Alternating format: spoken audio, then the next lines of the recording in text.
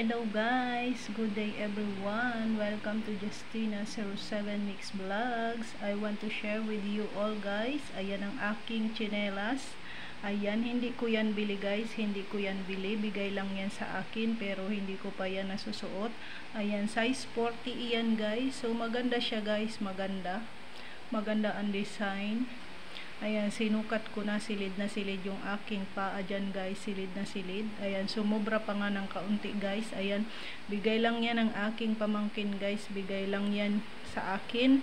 Ayan, sumobra yung pagmamahal niya sa akin guys, kasi sumobra yung sumobra yung size ng tsinelas, pero hindi ko pa yan nasusuot kasi meron pa naman akong ginagamit na tsinelas guys. May ginagamit pang pangyapak ang inyong lingkod. Ganyan ba guys ang ugali ko ba?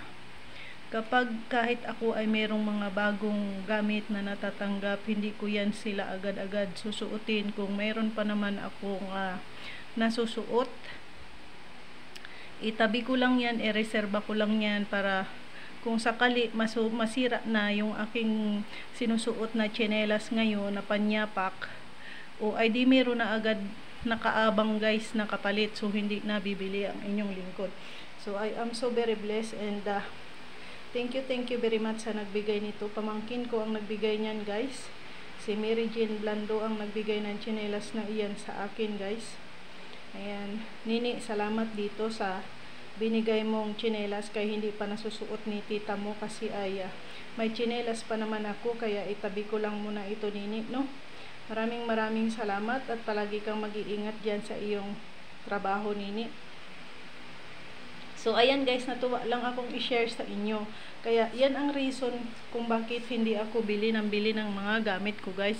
Marunong din man ako guys bumili ng mga gamit para sa aking sarili. Yun nga lang ay nanghihinayang naman ako sa mga binibili din ng aking mga kapamilya sa akin kung ako ay magbibili pa ng mga gamit.